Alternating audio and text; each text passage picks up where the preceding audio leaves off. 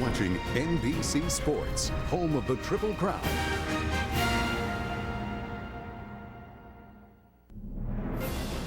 Two weeks ago at Churchill Downs, this was the scene in the home stretch. Orb blew past the field to win the Kentucky Derby, and in the process, established the storyline for today, some 500 miles east in Baltimore, Maryland, where 15 minutes away from the Inner Harbor sits historic Pimlico Racecourse. And here in a barn a short walk from the track stands Orb, the focal point and favorite in the Preakness. The Colts victory was the first Derby win for his Hall of Fame trainer, Suge McGee, as well as the first for his jockey, Joel Rosario. Today, they'll look to grab the middle jewel of the Triple Crown against a field that includes runners from the Derby and new shooters, including Departing, a horse raised on the same farm as the Derby winner. On the Pimlico infield as ever, they're enjoying themselves, and they have been all day, in anticipation of the mile and 3/16 race that's now just 2 hours away, the 138th Preakness Stakes. And hello from just outside the cupola at Pimlico. Yesterday, sunny temperatures in the 80s. Those temperatures have plummeted down to 61 right now. It's been overcast all day, drizzling off and on. Not heavy rain, but drizzle. Despite that precipitation, as of right now, the track is listed as fast. Now, we're not going to get carried away, even though Orb is the kind of horse that experts say has the goods to possibly win the Triple Crown. Since Affirmed did it 35 years ago, that most elusive prize in all of racing has proved to be elusive indeed. 12 horses have won the Derby and the Preakness, only to come up short in the Belmont. In fact, it's happened 5 times since 2002, and that includes I'll Have Another last year, who won the first 2 legs and then was scratched coming into the Belmont. Nonetheless, the odds makers and the public like Orb. Let's take a look at the board. Right now, Orb, winner of the Derby in impressive fashion, listed at 4-5. And then a trio of horses at 8-1. Golden Sense is there. My Loot is there. And also It's My Lucky Day, listed at 8-1. Now let's check in with our field of announcers, and we'll start at the barns, where post position number 1 belongs to Bob Newmeyer. All right, thank you, Bob. Last Monday in the early a.m. at the crack of dawn, Suge McGee was driving to Belmont Park. He was nervous and uptight about how Orb would come out of the Kentucky Derby. Well, that anxiety lasted about 47 seconds when he saw Orb zoom around the track in a half-mile workout, which Suge said took his breath away. Yesterday, McGee told me that Orb is better today than he was 2 weeks ago. And that is high praise indeed. He is strictly the horse to beat. Here's Mike Battaglia. All right, Numi, and take a look at some history of this race, just recent history. How the horses that won the Derby have come back in the Preakness 2 weeks later in the last 10 years. In the last 10 years, 4 winners and 3 runner-ups. We've had Funny Side, Big Brown, Smarty Jones, and I'll Have Another. They all won the Derby and the Preakness. All of them had pretty good speed. Now, the horses that ran second, Street Sense, Mind That Bird, Animal Kingdom, they all came from way off the pace, came up a little bit short in the Preakness. What will Orb do? He came from far off the pace in the Derby. Does he have enough tactical speed to get a little bit closer? Joel Rosario is going to have to make a decision going into the first turn. We'll have to see how he does today in the Preakness. Donna? Mike, the last time that trainer Suge McGee came to the Preakness Stakes was 24 years ago. In 1989, he brought Easygoer to the Preakness Stakes, and he lost by a nose. It was in an epic battle between him and Sunday Silence, and anyone who saw that race will never forget. It'll be the stretch duel of all time for almost anyone who saw it. And you know what? I talked to Suge McGee earlier this week, and he said that he's hoping this is another Preakness Stakes that no one ever forgets. But it'd rather it be because this time his horse wins. Let's go to Kenny Rice. Thanks, Donna. Here's the story of 2 kids growing up on a Kentucky farm, running and playing in the same field every day. And as life changes, they depart from each other for a little while. But today, they are reunited. Departing is a new shooter here in the Preakness. He could have run in the Kentucky Derby, but his connections pointed Departing to run here in this race, where once again he will face his old playmate, Orb. Now, only Orb and Departing know who won those impromptu races back on that Kentucky farm. But today, the whole world will find out. Let's go to Michelle Beadle. Thanks, Kenny. Preakness, first for me, but not just me. Plenty of people here enjoying their very first Preakness race. Now, while we'll have all the horses covered, quite obviously, a lot to talk about that's going on away from the track. Kentucky Derby, Preakness, a lot of similarities. The partying, obviously a part of the theme, but there are differences as well. I will say off the bat, much more relaxed vibe here. People really just kind of come in to hang out, not quite as dressy as you might imagine, but we will bring you all of the stories, and maybe we'll do a little hangout with Ms. Rosie Napravnik. Bob, over to you. All right, Michelle, so that's the deal. All the atmospherics, the arithmetic, and the analysis coming up, leading up to the 138th Preakness Stakes. Back to Pimlico in Baltimore in just a bit.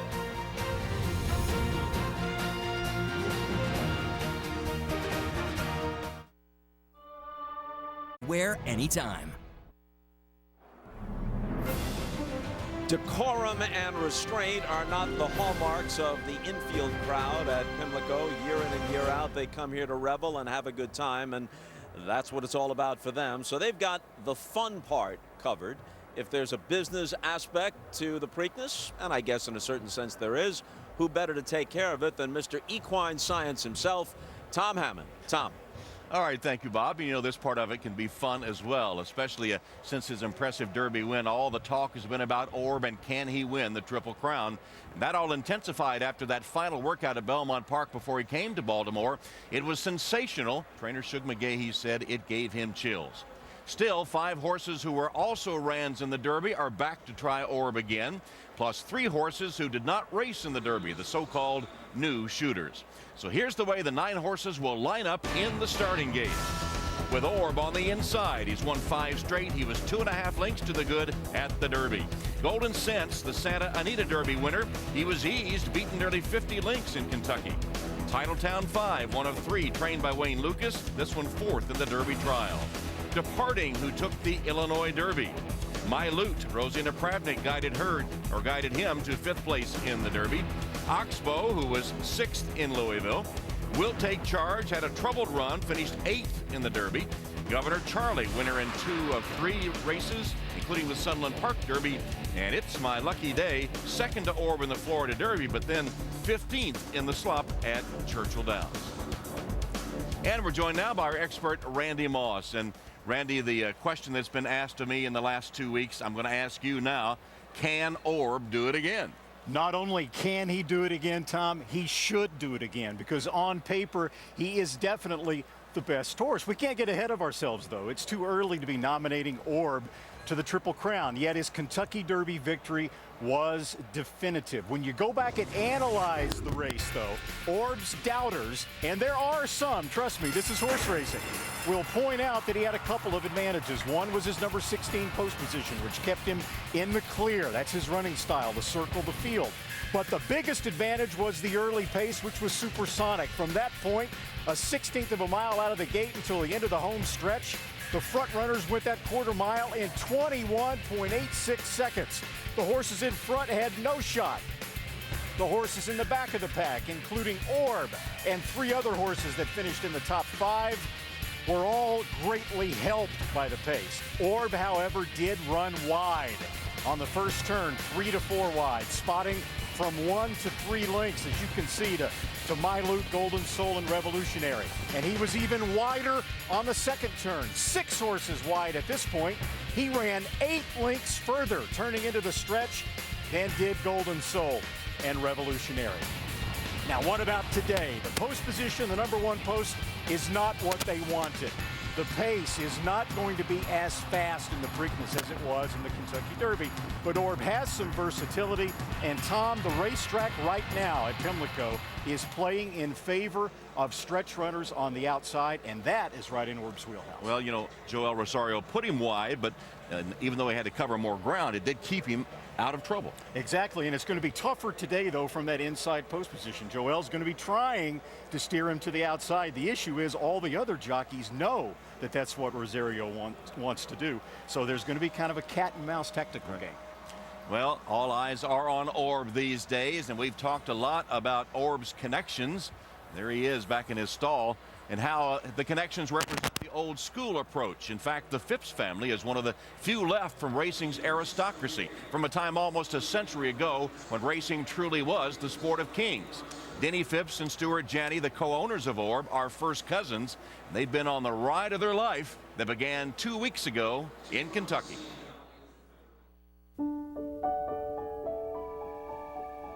Before the race, I got a text about 6 in the morning, and it said that if my day finishes the way it has begun, everything will be wonderful and you'll have a day that you'll never forget. It went on to explain that one of my best mares had foaled a wonderful filly, and it sort of brought the whole thing into a full circle. Full circle. The Fipps family has been breeding and racing for close to 90 years with resounding success. But until the Kentucky Derby 2 weeks ago, conversations often began with stories about horses that slipped away. The S's, Seabiscuit, Secretariat. We don't really talk about the S's. There were 2 foals.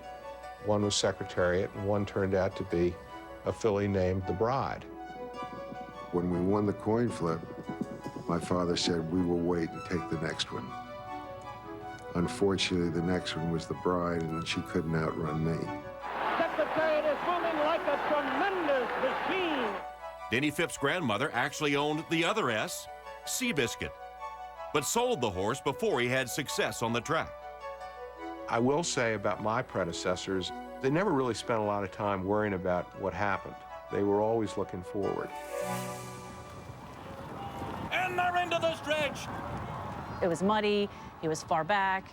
You know, a lot of horses could just say, you know, well, we're not too happy doing this, but he's all heart. Orb is coming with giant strides in the center of the track. He goes from beating 3 horses to beating about 10 horses within 2 strides.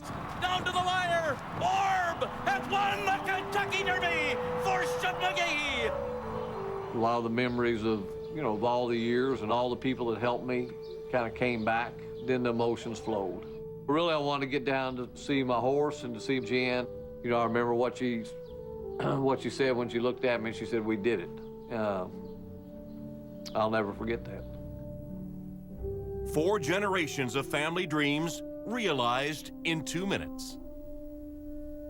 It was the culmination of many, many years of trying to always breed the best horses to the best stallions. I remembered my parents, grandparents, grandmother particularly, and, you know, and I think Denny and I would both say the same thing, that whatever we've accomplished is really built on their shoulders. Orb has brought the Fipps and Janney families full circle, so they may look ahead, as they've always done. You know, I don't know whether it's the anniversary of what Secretariat did. I was there when he did it at the Preakness, and if Orb can run like Secretariat, then, you know, everybody else is running for second place. And Randy, in the thoroughbred world, this has been a highly popular victory by Orb. It has. They represent the tradition of the sport. I mean, Denny and Stewart's great-grandfather founded a small little company, co-founded with Andrew Carnegie, that came to be known as U.S. Steel. They've been involved in the racing game for 87 years, and now you saw Daisy Fipps. She and her brothers and sisters are just as into the sport, so we'll be seeing those black silks with the cherry red cap for years to come. And of course, Orb races in Stuart Janney's silks and has through his career so far. Well, the setup here at Pimlico is a little more intimate than it was at Churchill Downs. Let's go around the track here as we look at the Preakness barns, which are back in the back there, you see, behind the grandstand. The grandstand smaller than the one at Churchill Downs. The jockey's room is there kind of on a porch overlooking the track. The infield, well, that's where the party is non-stop. The riders up will come on the turf course in front of the grandstand here for the Preakness, and of course all will be striving to reach that finish line. And back to those Preakness barns. Now let's go to Bob Newmeyer with Suge McGee. Suge, in terms of Orb, shipping him now from Louisville to Belmont Park, here to Baltimore, new faces, new barn, new track. How's he handling it? He's taking it pretty darn good. You know, it surprised me how well he took the Derby experience, and then to go back to Belmont and come back down here, you know, it hadn't seemed to faze him at all. In fact, he acts like he enjoys it. All right, you're in the one hole. Paint for me the ideal racing setup for you today. Well, I think a clean break from everybody. He can maybe kind of hold his position. somewhat going into the first turn, and then maybe start looking for a kind of a way out when they get turned down the backside to get him into the flow of the race and give him someplace to go when the time comes. Do you have any concern about maybe slower fractions again and perhaps getting caught in, a position where you have to close perhaps prematurely or anything like that? Any concern about that, Joe? No, because, we've caught it. We caught a slow pace in the Florida Derby, and Johnny had to kind of put him in the race a little bit earlier, and he still was able to finish really, really well. And then we caught a fast pace in the Kentucky Derby and got way out of it, and, he was able to close into that too. So, I'm not concerned. I mean, I think that, if we get a clean trip and get someplace to go, that we're going to have a big say in it. Best of luck. Thank you, Bob. Here's Donna Brothers. Suge's also not concerned because he's got the hottest jockey in the United States right now in Joel Rosario. In fact, he won the biggest race on the day here yesterday, the Black-Eyed Susan Stakes. He's ridden in 9 of 12 races here today. He's already won 2 races. I did talk to Joel earlier about Orb. This is a horse that before he rode him in the Kentucky Derby, he hadn't actually been on the colts since January of this year, and I asked him how had he changed from his perspective.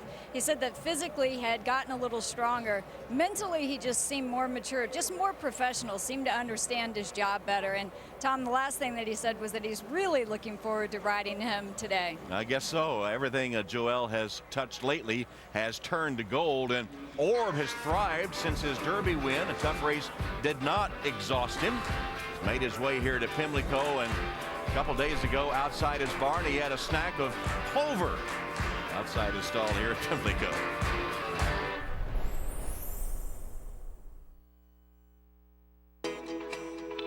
At Scottrade, our clients with an ISO cam of Kentucky Derby winner Orb. Plus today you can see bonus coverage of additional Pimlico race action, including the Dixie Stakes at NBC Sports Live Extra, available on your tablet and mobile device. And who do you think will win today's big race? Well, go online to facebook.com/NBC Sports to make your Preakness winner pick. And in the infield here at Pimlico, some Chesapeake Bay delicacies being handed out, a few refreshing drinks as well, and I'll call, as always, crab cakes very high on the list of anybody that comes to Maryland. But it's not all hats and good food. There's a lot of partying going on as well. For more on that, let's go to Michelle. Oh goodness, that shot. Thanks, Tom. You know what? It was 2 weeks ago that I got to experience my very first Derby. And believe it or not, the suits actually set me out here for my very first Preakness. This is my first time at Pimlico, and I was lucky enough earlier today to go out and check out a little flavor, some of the traditions, and of course, the party that you just saw. Believe it or not, it was pretty amazing. It's been said that the Preakness will always have one thing the Derby doesn't, the Derby winner. But here at Pimlico, the champ has to share digs with all the competition trying to take him down.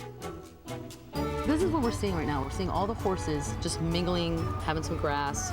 This is odd to me. I mean, that's the enemy right there. I agree, but that's one of the things about it. They're all sort of in the same little community here at Pimlico. There's only one little piece of grass here to eat, and they all know who Orb is, and they know who he's the boss. They looked at his rear end the other day, so. Hey-oh! The hardware Orb is chasing is the Woodlawn Vase, called the richest trophy in sports. 30 pounds of sterling silver, crafted before the Civil War. $1 million question. Vase or vase? Tomato, tomato. If you're gonna touch it, you need to wear the gloves. That's some advice I give everyone. Here's the thing, we're wearing gloves, and we're obviously in hockey playoffs, and we think Stanley Cup, and the big part of that is they all get to take it home for, a week, whatever. No one goes home with this, and the owners don't even get to touch it. I need to ask you a serious question. Did you guys know that Zach Galifianakis was part of that? Because here he is. I didn't. Yeah. While the tradition and pageantry are profound, you don't need to be here long to discover that people come for the party. The nickname for Pimlico is Old Hilltop because there used to be a hill here where the fancy people would throw garden parties and watch the races. Well, that hill is gone, which is fine because most of these people won't even see a race today. Jungle out here. Preakness 013! I told him not to do that. Tell us about your hat. It took me about $4 and 4 minutes to make. Traditions are an integral part of horse racing. However, one of the great traditions here has been banned, the Portageon Run at Preakness. Why? I don't see what could possibly go wrong. Food and drink, attractions and distractions, a bikini contest. The infield has something for every taste. We had the mint julep at the Derby. We've got the black-eyed Susan here at Preakness. Not that I want to cause trouble, but this kicks the mint julep's butt. Since we're going to do 9 takes of this, I will go ahead and finish. All right, here we go. Thank you, sir. I love the reaction. So there's the infield right now. Now, that was several hours ago where I was hanging out. Now I can't even imagine the debauchery that has gone down. Joined by Super Bowl champion Torrey Smith. Your face while watching the gentleman run across the toilets was priceless. You haven't seen that yet.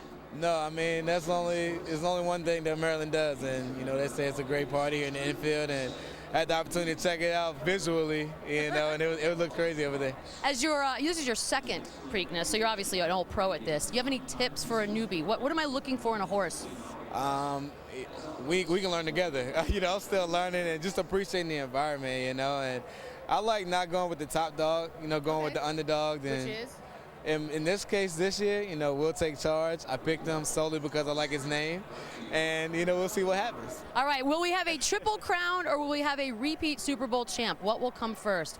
Who knows? Tom, back to you. All right, Michelle. And speaking of Torrey Smith, coming on September 5th, it'll be back to football. Joe Flacco, Torrey Smith, and the defending Super Bowl champion Ravens taking on Peyton Manning and the Denver Broncos. That's on Thursday, September 5th, the NFL kickoff special. Well, out in the infield, not only a lot of partying, but world-class concerts, too, always on Preakness Day. There's Pitbull entertaining in the infield here at the Preakness.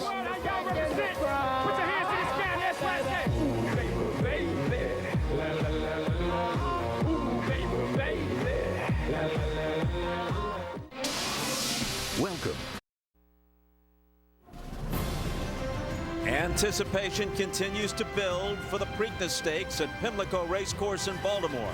This following a memorable start to this year's Triple Crown.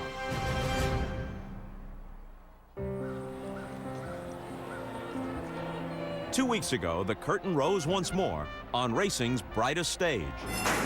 They're off in the Kentucky Derby. For 3 years, every horse in the field had been pointed toward the 1.25 miles at Churchill Downs, while Contending Connections had devoted decades to reaching the pinnacle of the sport, trying to develop a thoroughbred better than all the others, a racehorse that might become part of history. Orb is coming with giant strides in the center of the track. The champion that emerged seemed fitting. Orb has won the Kentucky Derby. Orb was born and bred in Kentucky, with a bloodline that traces back to some of the most famous and accomplished in the sport. His trainer, Suge McGee, is also a Kentucky native, for whom victory at Churchill Downs was the high point of a Hall of Fame career. I'd always dreamed of this day, and it finally came. And the Colts owners were themselves born into a storied horse racing family, though before this year, their silks had never been worn inside a Derby winner's circle. For generations, their names have been part of the fabric of their sport. Now, a larger possibility beckons. After so much time spent trying to breed the perfect racehorse, Orb may be the closest they'll ever come. Against a field with familiar challengers and new shooters, the middle jewel of the Triple Crown is there for the taking in the 138th Preakness Stakes. And here at the Cupola, less than 90 minutes from now, the winning horse will be draped in a blanket of black-eyed Susans, the Maryland State flower. The winning owner will be presented with the Woodlawn vase, known as the most valuable trophy in all of sports. Which horse and which owner is that most likely to be? Well, the betting public seems pretty certain about that. As we take another look at the board, Orb, written by Joel Rosario, is at 4-5, a very solid favorite. And then you've got a group at 8-1 that includes Golden Sense, My Loot, and It's My Lucky Day. Once again, we return to Tom Hammond. All right, Bob, and it is a windy, chilly afternoon. The temperature right now 64 degrees, but there is a wind that makes it seem even cooler. And we've had that misty rain, but not enough to change the track. It is still fast. They'll be racing for $1 million in the Preakness today, with $600,000 of that going to the winner. And joining us now, Hall of Fame jockey Jerry Bailey. And Jerry, a while ago I asked Randy, can Orb do it again? You get the same question. Oh, I think he can do it again, and the reason is how he came out of the Kentucky Derby. Listen, his work, he tells us physically his work at Belmont Park the other day was so outstanding. His travel back down here to Pimlico and how he's shown us he is grazing out there. He almost looks better than he did going into the Kentucky Derby. And yeah, that Orb horse has a pretty decent stretch kick, doesn't he? You know, in the Kentucky Derby, he circled horses effortlessly, way out in the middle of the racetrack, 6 horses wide. He won't be as far behind today as he was in the Kentucky Derby because that race had what I referred to at the time as a radioactive base, contaminating all of the front runners. And you see Orb as he turned for home. Still had some work left to do, 4 lengths or so off the early leaders, but that relentless stretch run was enough to run them down. Now, even with a slightly slower pace today and the front runners having a better shot, he has a significant talent advantage over the field. So, Tom, you'd have to think something would have to go wrong for Orb to lose. Well, 5 horses from the Derby are hoping something will go wrong with Orb. Do you see anything that might happen to improve their chances of upsetting the Derby winner? Well, yeah, let's start with Golden Sense. I mean, he got wrapped up in a hot pace in the Kentucky Derby, and it might be more to his liking today. If we take a look at him going by the stands the first time at Churchill Downs, this jockey, Kevin Krieger's trying to raid him off. An uncontrollable Palace Malice who's blazing out to an early lead, but also Golden Sense is surrounded by horses on the inside Oxbow, on the outside Verrazano, something he wasn't accustomed to in Santa Anita. And look how close Oxbow and It's My Lucky Day were to that pace. They were contaminated. Now in the second turn, Golden Sense is checking out. But watch Will Take Charge on the inside of Orb. Stride for stride with Orb. The only horse that really got into trouble because Verrazano veers out right into the path of Will Take Charge. And you see John Court forced to take up sharply there. Had he not had that incident right there, I don't think he was going to beat Orb, but he might have been second. Now at the top of the stretch, Gary Stevens had a smile on his face. He got a brief thrill when Oxbow put his head in front. The pace was too much for him, though. It was, but he hung in there the best of all the horses that were up close early. Today it's a shorter distance. Maybe he does better, but he's still got to chase an early pace and be up close, at least according to Wayne Lukas. And look on your far left, Yellow Silks, that's My Luke, who followed Orb around the second turn and finished pretty nicely to be fifth.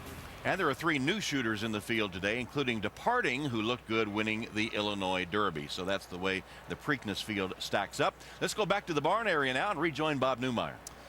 Well, Tom, in the Kentucky Derby, Todd Pletcher had 5 of the 19 runners. That's a tad over 25%. Well, today, Wayne Lukas can one up that. 3 out of 9, 33%. That includes Oxbow, a respectable 6th in the Kentucky Derby. Lukas also sends out Will Take Charge. He was 8th in the Derby, stuck in traffic down the lane. And then there's a new shooter. Oh boy, fans in Green Bay, Wisconsin are going to be rooting for this guy. Titletown 5, owned in part by Green Bay Packer legends Paul Hornung and Willie Davis. As for Lukas, 77 years old, he knows the way to the winner's circle. He's won the Preakness 5 times. Donna Brothers. 2 notable jockey changes in the Preakness Stakes this year. The number 7 Will Take Charge, ridden by Mikey Smith. This is a horse trained by D. Wayne Lukas. And also the number 9, It's My Lucky Day, picks up Hall of Fame jockey John Velasquez, trained by Eddie Pliza. Both the trainers said that they were not putting the riders from the previous races in the Kentucky Derby at fault. They thought they rode the horses fine, but this is the Preakness Stakes. And why run in one of the biggest races of the year and let 2 Hall of Fame jockeys sit in the jocks room? So they're riding them. Let's go to Mike Battaglia. Well, Donna, one of the main challenges for Orb today could come from one of those 2 horses you just talked about. It's My Lucky Day, breaks from the 9 post. Now, he ran 2nd in the Florida Derby behind Orb. Terrible race in Kentucky. Ran 15th, got beat 22 lengths, may not have liked the slot, but one big change that you just mentioned, Johnny Velasquez picks up the mount. I don't have any stats to back me up on this, but I've been watching races for a long time, and anytime Velasquez jumps on a horse for the first time, they usually show improvement. I expect It's My Lucky Day to show improvement today, and if he does, look for a much better performance than you saw 2 weeks ago in Kentucky. Let's go to Lafitte Pinkai. Yeah, Mike, 2 weeks ago, Doug O'Neill tried to become the first trainer to go back-to-back in the Kentucky Derby since Bob Baffert in the late 90s. It didn't work out. Golden Sense disappointing, finishing 17th as the 3rd choice in the wagering. But O'Neill remains confident. He says he hated the track at Churchill Downs. It was too muddy. He just couldn't get over it and is expecting a much better performance on this afternoon. Jockey Kevin Krieger, he remains optimistic as well.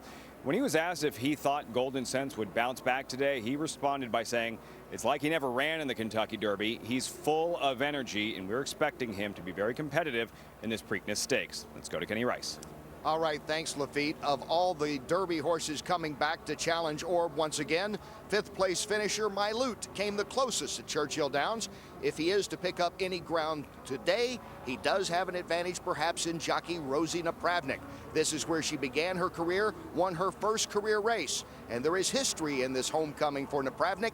She becomes only the 3rd female jockey in Preakness history, and today she is trying to add to that by becoming the 1st female rider to win the Preakness. Now let's go to Michelle. Well, we've done our due diligence. Love to all of the horses, but let's be honest, most people here today want to see what Orb can do. Now, Orb has some pretty high-profile fans, one in particular. Now, he's a guy that we're used to seeing who's pretty calm, collected. The lovely Tom Brady, 3-time Super Bowl champ. No big deal, been there, done that. This is at his biggest moments in his career. He seems cool, yes? Yes. This is what happens when Orb won at the Derby 2 weeks ago. There he is in the owner's box with Ogden Fipps II. Now the word on the street is he put down about $4,700, walked away with $25,000. But for us, the moment is priceless. Tom Brady losing his mind. Never forget. From Brady to Hammond, Tom. All right, Michelle. Tom had wanted to be here to support Orb again today, but his sister is graduating from Boston College, so he went to her graduation instead.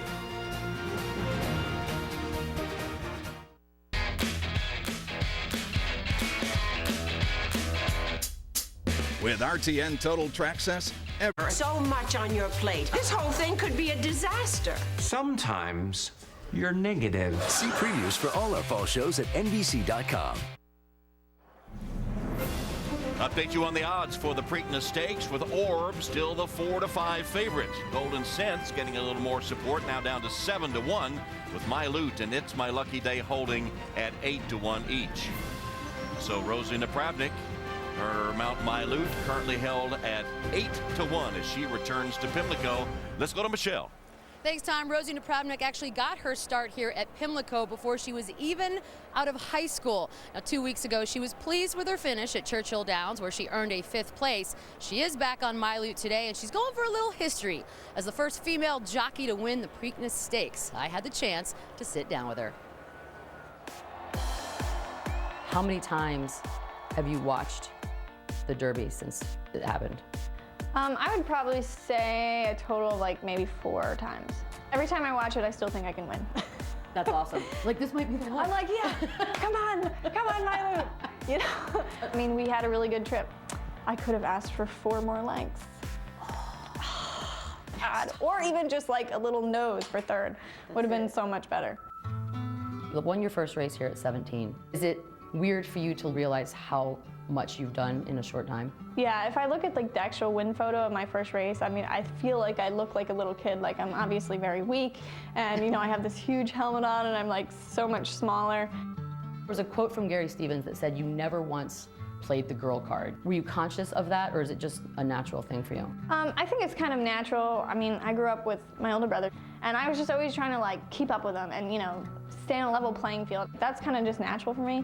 But as far as in the industry, instead of trying to stick out, I've always tried to blend in. I feel like I'm one of the guys, and I don't feel the need to, you know, be the girl. I like the idea that when you're doing these autograph sessions or these fans, that these little girls are like, huh, I could totally be doing that in about 12, 15 years. They're so excited. And like on Facebook, tons and tons of messages of, my daughter's 10 years old, she wants to be you, my daughter was you for Halloween, my daughter is doing a school project on you, my daughter wants to start taking horseback riding lessons, and that is what I think is so cool. Would it be nice to have another woman out here? I would be ultra competitive. I would imagine. Yeah. Which could be great. People ask me like, you know, well, how do the guys, you know, how do they handle getting beat by a girl? And I think to myself, well, I don't really like getting beat by a girl either. Are there some guys that are just, you know what, we don't accept this. We don't want chicks in this business. When I was riding a certain track, there was a certain jockey, male jockey, who was a little bit chauvinistic, and I really, really disliked this jockey. And it seemed like we were always in each other's way. And finally he got me one day where it's just like, I am so fired up, and I was like, that's it, I'm punching him. I'm gonna go back in there and I'm gonna punch him. I'm gonna lay him out. And I went back in there and I watched the replay and I said, it wasn't him. Get out. When I was in high school and like extremely redheaded, I have a temper. Everyone obviously looking at Orb because the idea of a Triple Crown is so historic. And then you have to play the role of Dream Crusher. I've always been the fan of the Derby winner because I always want a Triple Crown. And this year, I don't want one. I don't want a Triple Crown this year. I want to win the Preakness. To be able to win on the same track where I rode and won my first race, where I even learned to gallop horses, would just be incredible. And there is Rosie in the jockey's room, and she earned a lot of kudos for her ride on My Loot in the Kentucky Derby, even though she could manage only 5th place in that race. Well, what would the Preakness be without Dwayne Lukas? He's won the Preakness 5 times. He knows how to win this race, and at 77 years old, he still brings attitude. It's a game of experience. Codex, Thanks Prospect, Tabasco, Cattenburg Country, Charismatic wins the Preakness. My career, I don't think, is winding down as I think a lot of people would like to see it wind down, but my comment would be don't kick the sleeping dog. I think that's where you better watch out. One of these days, these boots are gonna walk all over you.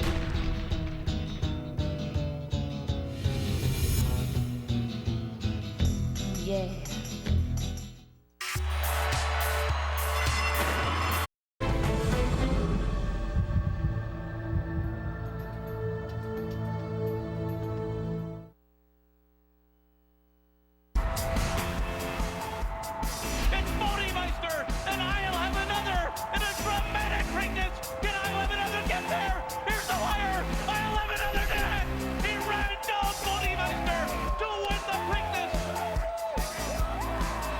The heart-pounding finish of last year's Preakness Stakes, and we have come to expect close finishes. The last 4 Preakness Stakes, look how close they have been. I'll have another by a neck, Shackelford by a half length, 3/4 of a length looking at Lucky, and Rachel Alexandra won by a length. The last 4 Preakness Stakes winners have been decided by a total of 2.5 lengths. Coincidentally, that was the margin of victory for Orb in this year's Kentucky Derby. Well, the horse that may pose the greatest threat to Orb today will be familiar to the Derby winner, Departing. The two were born just weeks apart on Claiborne Farm in Kentucky. As weanlings, they roamed the same field together, a rare concentration of talent even for a farm that has been home to some of the greatest names in thoroughbred racing.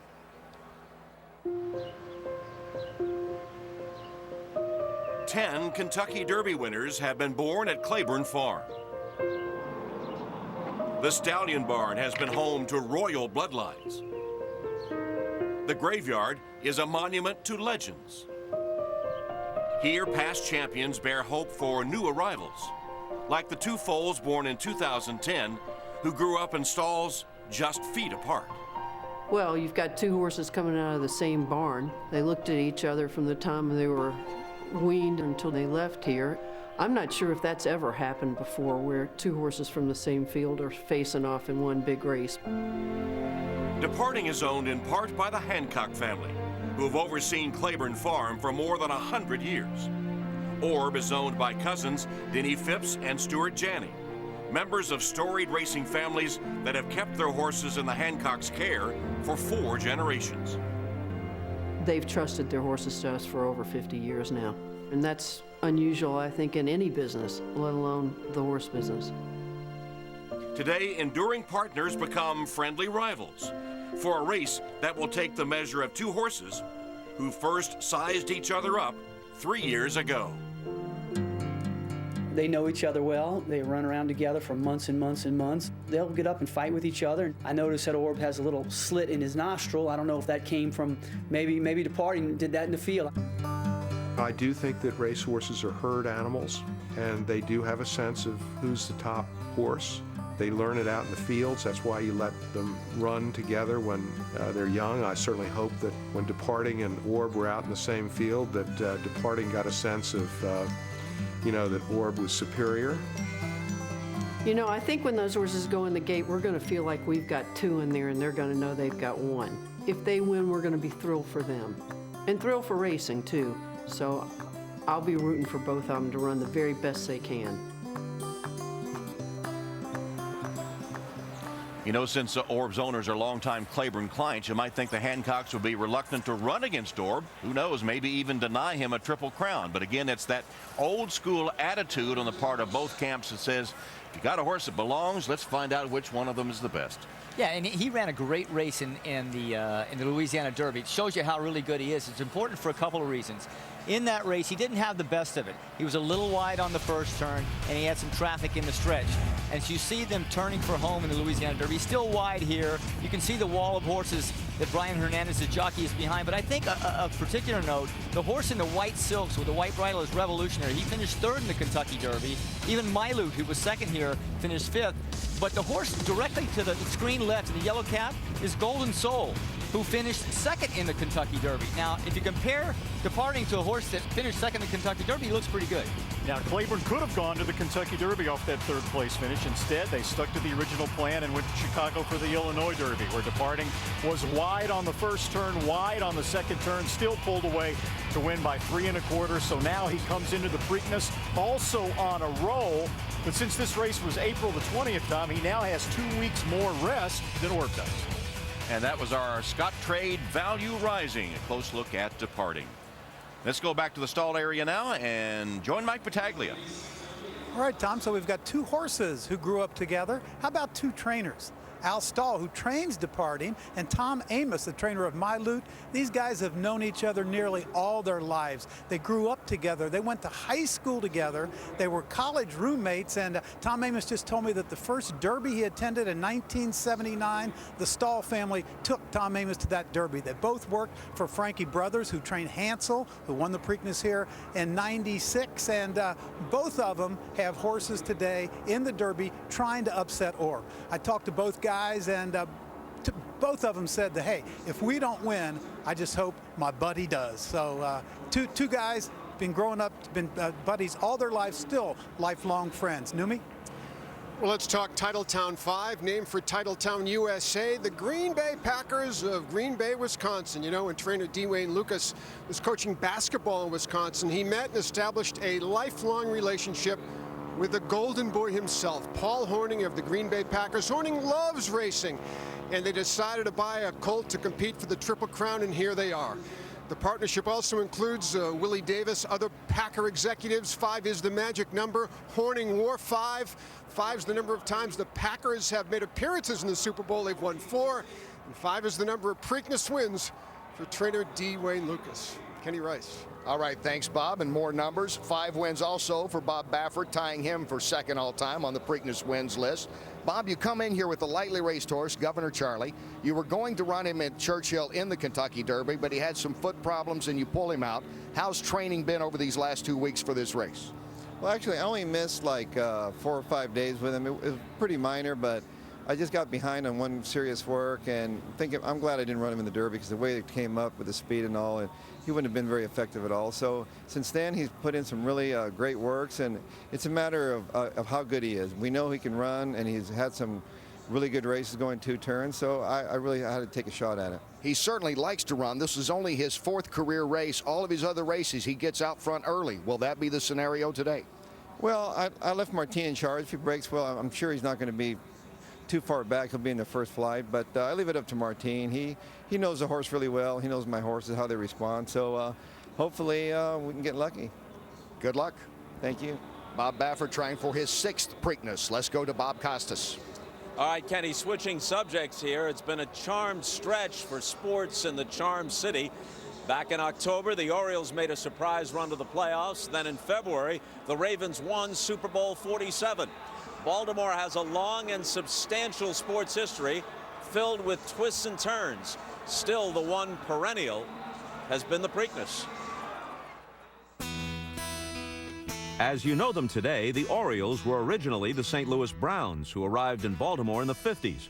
But the original Orioles actually played 2 seasons in 1901 and 02, before moving to New York and eventually changing their name to, that's right, the Yankees. Led by Johnny Unitas, the Colts were one of the NFL's flagship franchises when in Baltimore. But their departure was among the most infamous in history. accomplished in an overnight escape to Indianapolis in 1984. In the dark hours before midnight, moving vans rolled into the Baltimore Colts training camp to strip the city of its team. The Ravens didn't replace them until Cleveland was left in the lurch back in 1996. The Browns are indeed coming to Baltimore. And don't forget about the Bullets, who with stars like Earl Monroe and Wes Unseld played in Baltimore for a decade before moving inside the Beltway. The Preakness is at once part of this group and an exception to it. Originally held at Pimlico in 1873, the race actually moved to the Bronx and then Coney Island, Brooklyn for the better part of 2 decades at the turn of the 20th century. But it's been back home now for more than 100 years, and the state legislature has enacted a law to essentially prevent the race from ever moving again without its approval. It keeps the Preakness in Maryland for all time. And the Orioles are the champions of the world. So while October excitement and Super Bowl glory can't be annually assured, The Baltimore Ravens are Super Bowl champions! the party, the anticipation, and the excitement of the 3rd Saturday in May will always belong to Baltimore. For the first time on network television. Today at your authorized dealer. By Mitsubishi Electric Cooling and Heating. Live better. And by Stella Artois. She is a thing of beauty. When it comes to sports and pop culture, the conversation starts here. Hang out with Michelle Beadle on The Crossover. Weeknights at 6 Eastern on the NBC Sports Network. And a full day of racing, of course, here at Pimlico. And just a few moments ago, the Dixie Stakes with a 24-1 upset winner. It's Skyring and Gary Stevens crossing the finish line to win that $300,000 race. Skyring trained by Dwayne Lukas, and Lukas and Stevens will team up on Oxbow later today in the Preakness Stakes. Skyring paying $50 to win. Wilcox Inn was second, and Optimizer, also trained by Wayne Lukas, running third and paying $340, a $266 exacta. So Joel Rosario, who rides Orb today, was third in that race aboard Optimizer. Joel grew up wanting to be a baseball player, the passion of his countrymen in the Dominican Republic. But at this pace, baseball will be all but forgotten. Now my horse have a good chance to win. He was moving, he just started to run. Orb has won the Kentucky Derby! What a roll you're on. You won the $10 million Dubai World Cup, and now you win your first Kentucky Derby. It's like I'm living a dream. For Orb's jockey, Joel Rosario, the Derby was a crescendo to a year of dramatic wins. But from a Triple Crown ticket punched in Kentucky to a $600,000 payday in Dubai, no matter where in the world Rosario is winning races, the fruits of his labor are flying home.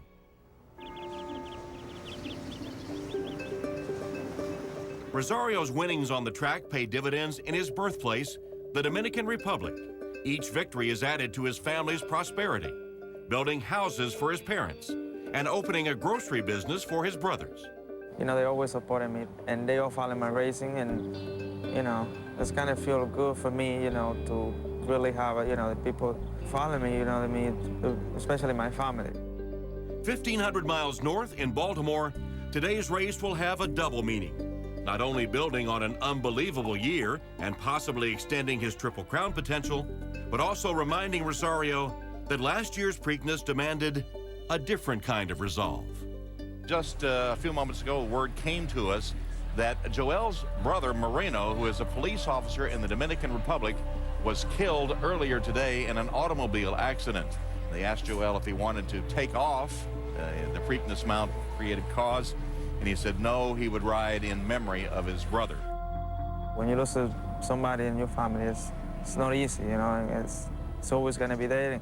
And for happening that day, you know what I mean, right when I'm going to ride the Preakness, it's like crazy, you know, so. Winning the Preakness Stakes would allow Rosario to temper last year's tragedy, his continued Triple Crown quest, honoring his family in a way few jockeys ever could. I'm pretty sure he's in a better place now. and we gotta move, forward. And if I have the chance to win the Triple Crown too, it's gonna be, very amazing. He has been so hot a rider. Is anybody riding any better right now? Well, I can't think of him, Tom. Look at he's almost doubled these other jockeys in American earnings. He's leading in number of wins, number of stakes. You name the category, he's probably statistically at the top of it. And he's taken his success from Kentucky to New York. Even here, he won the Black-Eyed Susan yesterday and 2 today. He's ridden Orb 6 times previously, including Orb's first lifetime race mid-August at Saratoga of last summer. A remarkable race, to say the least. Look at the photograph. Coincidentally, from the inside post position like he is today, he went up instead of out as the gate opened. He's 3 feet off the ground. He rallied to finish 3rd in that race. He's better now in the gate than he used to be, but Rosario and Team Orb are hoping he doesn't have a flashback. That's an amazing picture. Suge McGee was sharing that with us the other day and getting a big grin from him as we rejoin Bob Costas. All right, Tom. Well, Gary Stevens is literally fresh up from the winner's circle, just rode Sky Ring to victory. Mike Smith had a winning mount earlier today, so you were commenting a moment ago before we came on camera. It's Senior Citizens Day at Pimlico. Yeah, that's what I told Bob whenever we come up. Yeah, I was just following Gary. I was the 2 old guys here walking the dog on the front end, and I was glad one of us pulled it off anyway. You have a year or 2 on Mike, but he's in his late 40s. You're 50. Did watching him continue to win, continue to compete, have anything to do with your decision to come back? Oh, most definitely. A big motivation for me, seeing what he's done over the last 7 years when I retired, sitting up here in the booth with you guys and watching him win on the great Zenyatta over and over again. Not only her, but many horses, and really taking some of the young guys to school out there, and it was a big factor in my comeback. Every race obviously is different dynamics, but does the fact that you had a winning mount earlier today, does it factor in? Does it make you feel better, put a bounce on your step? I believe it does, Bob. It's like playing in the NBA. You hit your first 3, man, and you just got that confidence. The bucket seems a whole lot bigger, and it just works. I mean, it certainly helps anyway. Doesn't hurt. Will Take Charge had a troubled ride with John Court aboard in the Derby. What are your thoughts now that you have the mount?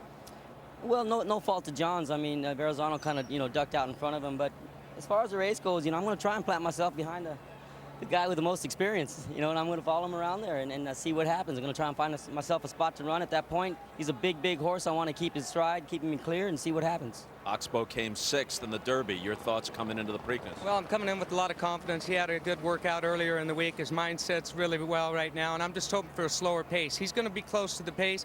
He wants to stay close no matter what the pace is. So I'm hoping for a realistic first half mile, and we'll take it from there. Last thing very quickly for each. How do you beat Orb? Well, I think he's going to have some traffic problems. I loved what I saw. I saw a fresh horse pulling up after the Kentucky Derby. He's trained forwardly, coming towards it. He's definitely the horse to beat today. Mike? I'm going to get first run on him. I got to hope it's good enough. Congrats, guys. Or good luck. Congrats. Who knows? Maybe that was premature. Maybe not. Good luck. No. Let's go to Tom. All right, Bob, they'll be trying to upset the favorite today. And, of course, Orb and Joel Rosario, they'll not want for challengers today. Rosie Napravnik on My Loot could be the first female jockey to win the Preakness. Mike Smith gets a leg up on Will Take Charge for the first time. And another member of the Hall of Fame, John Velasquez, takes over on It's My Lucky Day at the Preakness. It's as simple as this. At BNY Mellon, our business is investments. Managing them.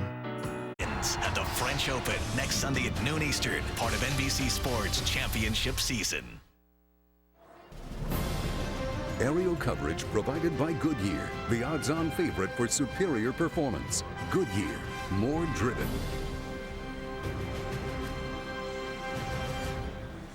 Monday, the top 10 take the stage for your votes. Don't miss The Voice, live Monday and Tuesday, 8/7 Central, here on NBC.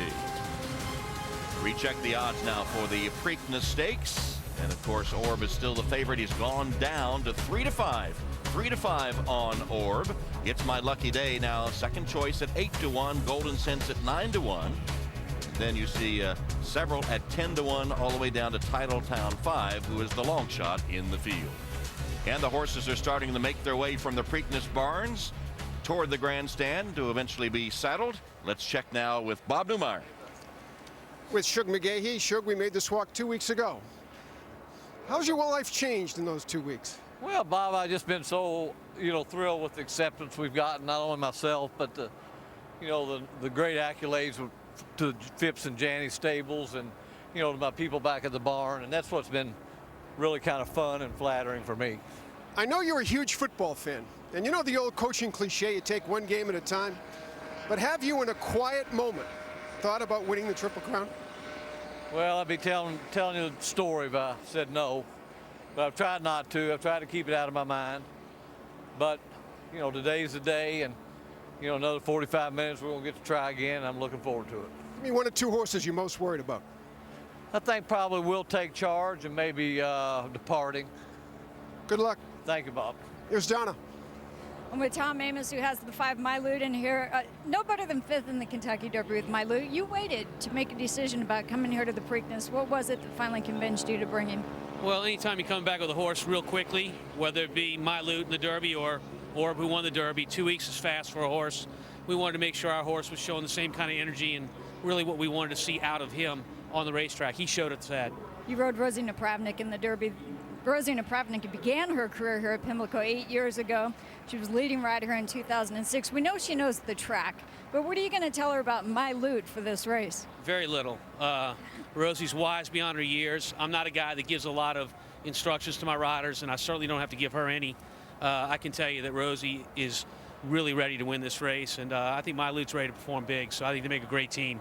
Tom, he was only beaten 4 lengths in the Kentucky Derby. How do you make up those 4 lengths on Orb? That's the secret, Donna. We've got to make up 4 lengths, and Orb maybe needs to regress a few lengths. Orb's the best 3-year-old in the nation, no doubt about it. Somebody has to knock him off his pedestal today to prove it otherwise. Good luck to you.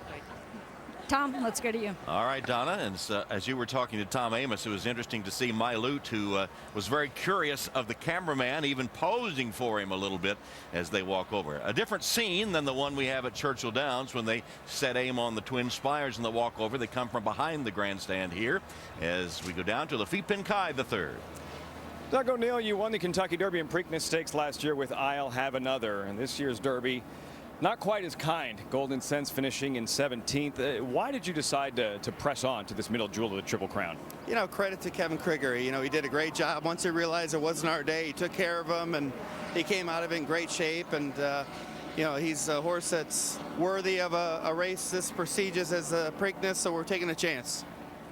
If Golden Sense brings his A game, the Santa Anita Derby version of Golden Sense, is he good enough to compete with and potentially defeat the Derby champ Orb? I think he is. Orb is a beautiful horse, a wonderful athlete, but he wants to come from off the pace, and you're always vulnerable to traffic problems and stuff. And so if he has any kind of traffic issues and we get a clean trip, I really think we could be the 2013 Preakness winner. Doug O'Neill trying to win back-to-back Preakness Stakes as we send things back to Tom Hammond. All right, Lafitte, and he mentioned Kevin Krieger. Of course, Kevin Krieger normally rides in California, but instead of going back to California to ride races after the Derby, he remained here at Pimlico and has been getting on Golden Sense every day in his exercise around the Pimlico track. So Krieger showing his confidence by staying with Golden Sense. Bob Costas. All right, Tom, thanks very much. 2 weeks ago at Churchill Downs, cousins Denny Fipps and Stuart Janney stood in the winner's circle. Orb winning the run for the Roses. They hope to return here at Pimlico. Your families have been in the racing business for generations. I imagine that made it all the sweeter when finally the Derby victory came. Certainly did. I mean, starting with our grandmother, we've enjoyed racing for several decades. Stuart? Well, I think one of the nice things about this is you can't talk about this horse without talking about his father, my parents, our grandmother, because the pedigree goes all the way back. And it's fun because, in a sense, whatever's been built here today is really on their shoulders. In fact, when we talk about the Preakness, your dad's horse, your dad Ogden, had Easy Goer, memorably finishing second, a close second to Sunday Silence in 1989 in the Preakness right here. That's right, and ran a big race too, and Sunday Silence just ran a little bit faster, but it was a great race. Suge McGee is normally pretty close to the vest. He's been very confident about Orb leading up to the Preakness. How do you feel? Well, I think we take our confidence from Suge. He's with the horse every day, and Jen Patterson. And they are very comfortable that he had a wonderful week here. He likes the track, and he should be in a position to run a very good race. Stuart and Denny, thanks to you both. Good luck to you both. Let's go back to Kenny Rice. All right, thanks, Bob. I'm with Al Stahl, who brings in one of the new shooters in departing, the Illinois Derby winner. You could have run him in the Kentucky Derby. Instead, you were sitting back there and watching everyone at Churchill Downs. What did you learn about your horse in these last couple of weeks? Oh, our horse is fine. We felt like we had a horse that's on an upward trend, and a typical 3-year-old this time of year who's improving on almost a daily basis. So I was happy to sit there in a nice warm spot on Derby Day and let them go fight it out in a 19-horse field and all that mud. Well, we talked about he and Orb growing up in the same field and running together. We were talking earlier, you feel they have a little bit of a similar style. Are they going to be very close throughout this race? Wouldn't surprise me. Wouldn't surprise me. Obviously, Orb is not going to lay 16, 18 lengths off the pace. This is not the Derby. I'd imagine we'll be very close, and hopefully we might be a little bit ahead of him early and get a jump on him. All right, good luck, Al. Let's go to Mike Battaglia. All right, Kenny, with Wayne Lukas, who has won the Preakness 5 times, just comes off a big upset win with Gary Stevens aboard in the Dixiana. We got to move for some horses here, so we're kind of in the way. But Wayne, you've never been afraid to run a long shot in a race. You've just proven that in the race prior. You talked about how great Orb trained coming into this race, and yet you're running 3 horses against him. Why? Well, I think, you can't mail it in. I think that it's a different scenario, a different surface, a different distance, and things happen out there. It would be a very poor sport if we just, said, well, that's the favorite, nobody will run against him. But I don't think we're going to see one of those in probably in my lifetime. So let's go over there, lead him in there, and stick him in the gate and kick it and see what happens. All right, you got a 3-pronged attack now. I know you're a strategist. What's your strategy for beating Orb? Well, I think we're going to be forwardly placed. It's not a big field. It's only 9 horses. So I would say that Oxbow and Titletown 5 are going to be up there somewhere near the lead. Not necessarily maybe on the lead, but very close. And then Will Take Charge is probably a mid-pack runner. All right, Wayne, good luck. And Tom, never count Wayne out. He just proved that with a $50 winner in the last race. That's right, he did, upsetting the Dixie Stakes with Sky Ring at 24-1. Horses making their way to be saddled for the 138th Preakness Stakes here at Pimlico.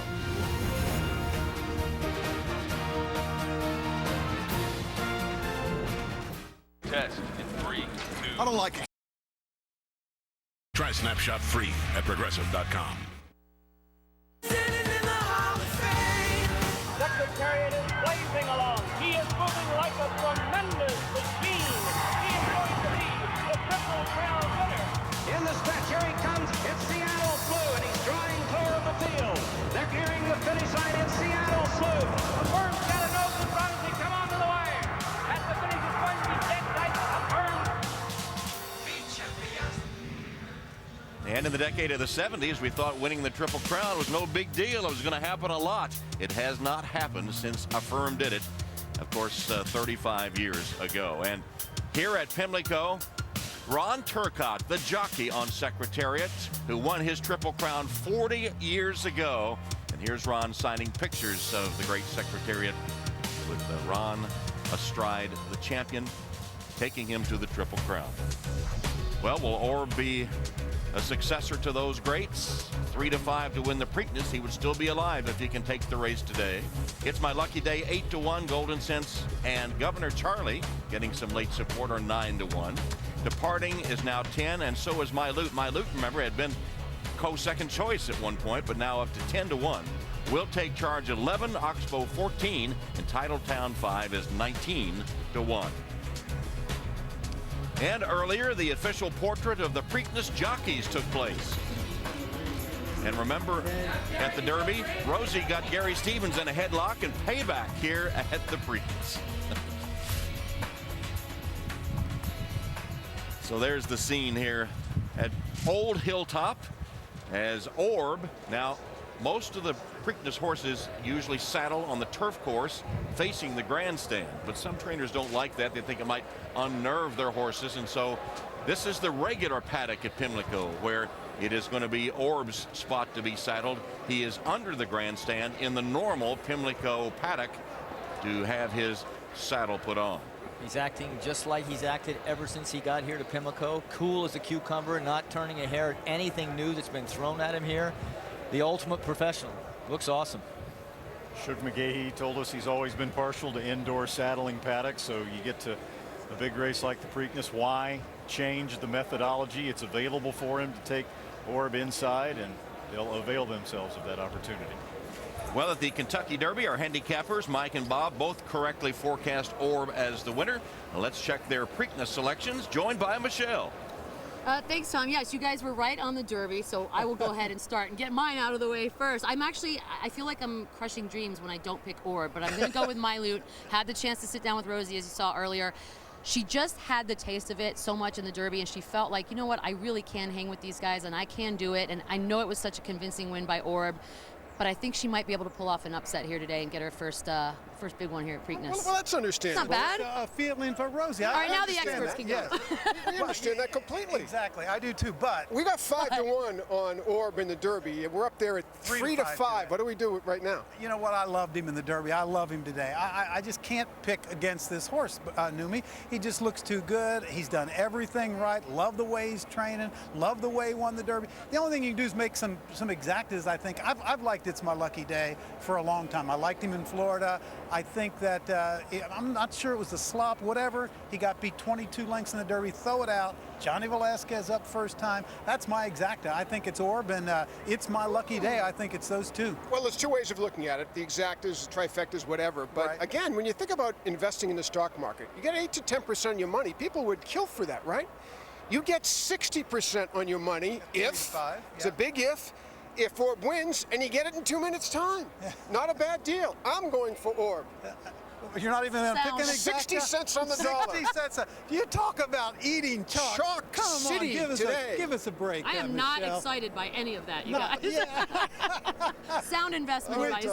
Orb looks awfully good, Tom, but we're at least taking a shot, Michelle and I. Well, you guys on the Orb bandwagon again, and Michelle is going for Rosie and My Loot. As you see the fans, as they voted online, like Orb overwhelmingly, 64%, with Golden Sense, My Loot, and It's My Lucky Day.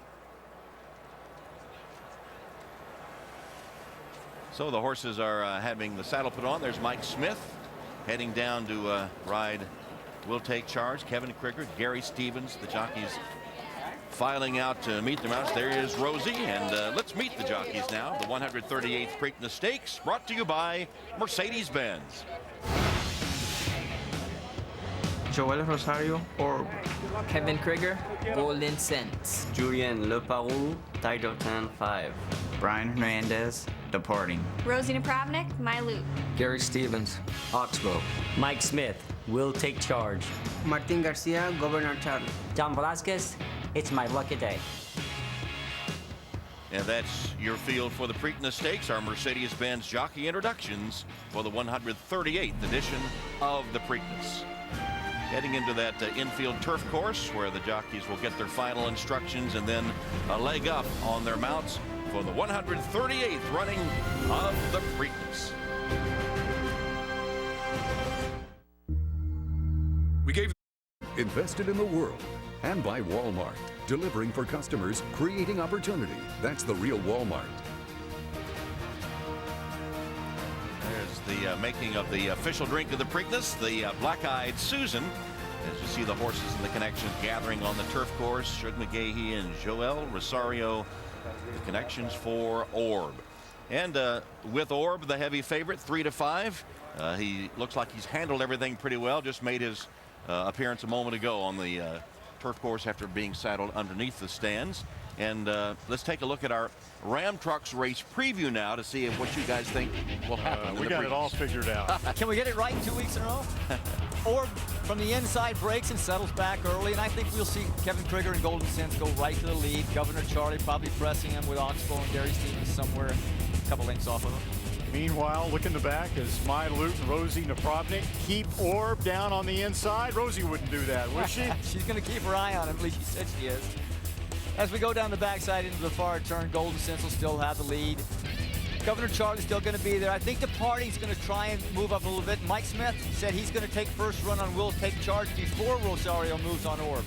There you see departing in mid-pack. Watch out for Will Take Charge, the Wayne Lukas trainee who had all that trouble in the Kentucky Derby. Now we take him to the head of the stretch.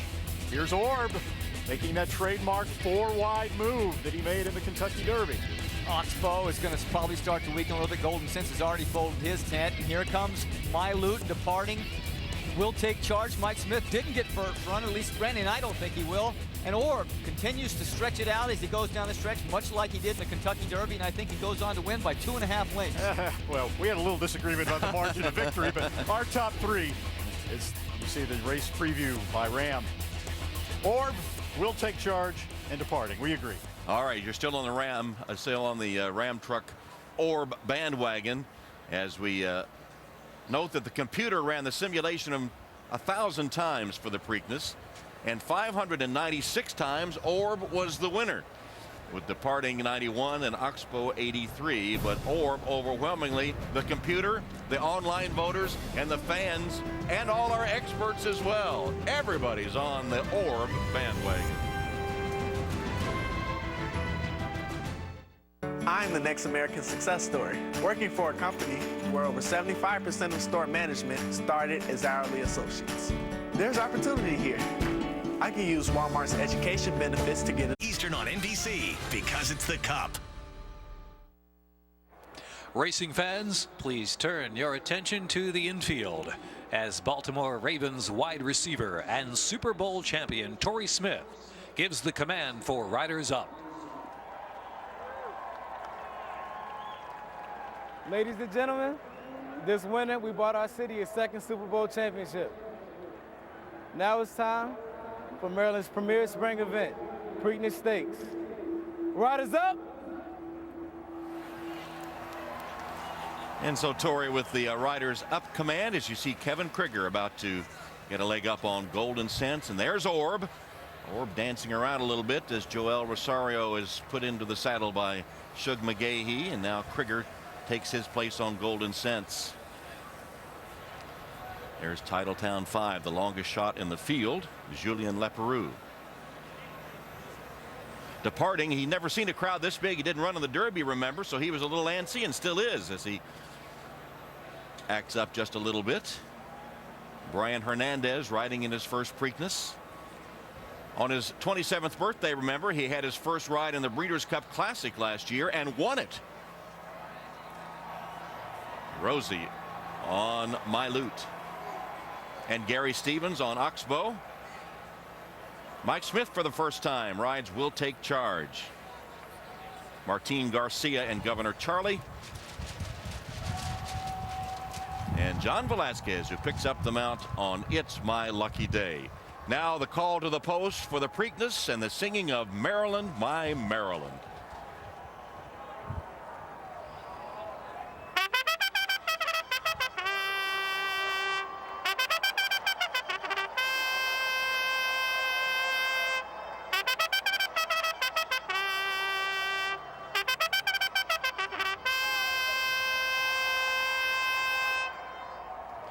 Ladies and gentlemen, now assembled in the cupola winner's circle is the United States Naval Academy Glee Club under the direction of Monty Maxwell, chairman of the United States Naval Academy Musical Activities, to sing Maryland, My Maryland.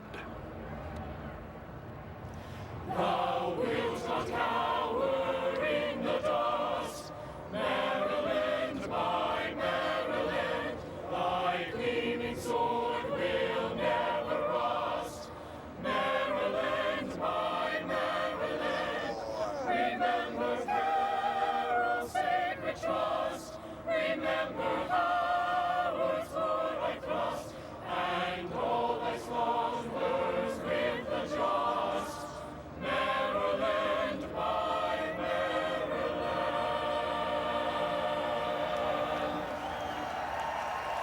The singing of Maryland, My Maryland. This state, of course, has a rich racing history. And the Preakness Stakes, the middle jewel of the Triple Crown, about to unfold for the 138th time.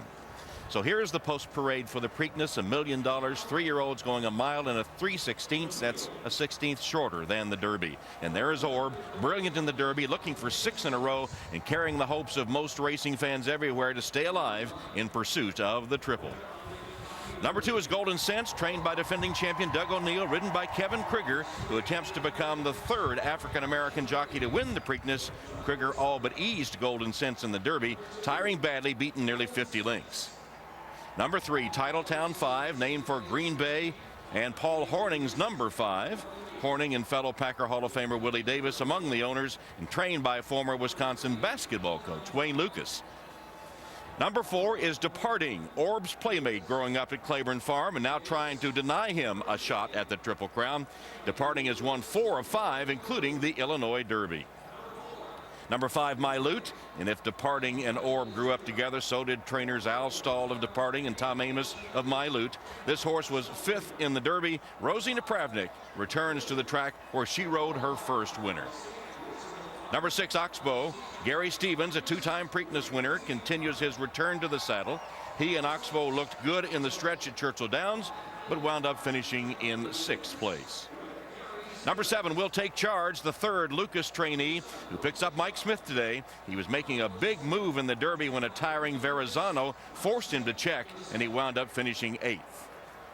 Number 8, Governor Charlie. Owner breeder Mike Pegram named him for the late Nevada Governor Charlie Russell. Misspelled governor, but he still named him for the former Governor Charlie Russell. He has only raced 3 times, winning 2. He had foot issues that forced him to miss the Kentucky Derby. And number 9, It's My Lucky Day. John Velasquez picks up the mount. This colt second to Orb in the Florida Derby, but in the slop at Churchill Downs could only manage 15th. That's your field for the 138th edition of the Preakness Stakes. So the horses commence their warm-up, and there's Rosie Napravnik hoping to upset the favorite today and become the first female jockey to win the Preakness. Brian Hernandez, his first Preakness bride. He'd like to be a rookie winner as he was at the Breeders' Cup. He's on Departing. Gary Stevens on Oxbow has won the Preakness twice. But of course, can anybody stop Joel and Orb?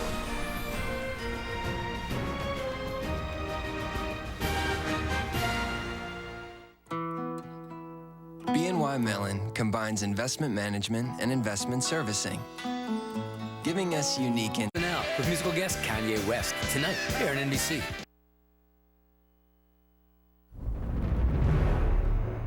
Two weeks ago at Churchill Downs, Orb was the morning line favorite.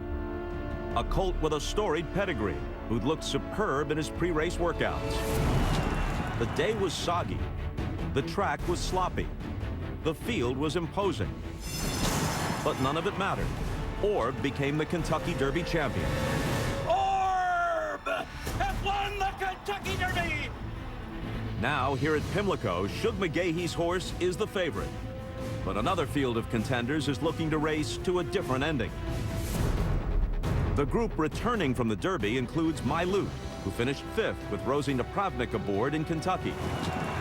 Today, Napravnik makes her first Preakness start on the track where she earned her first ever professional win.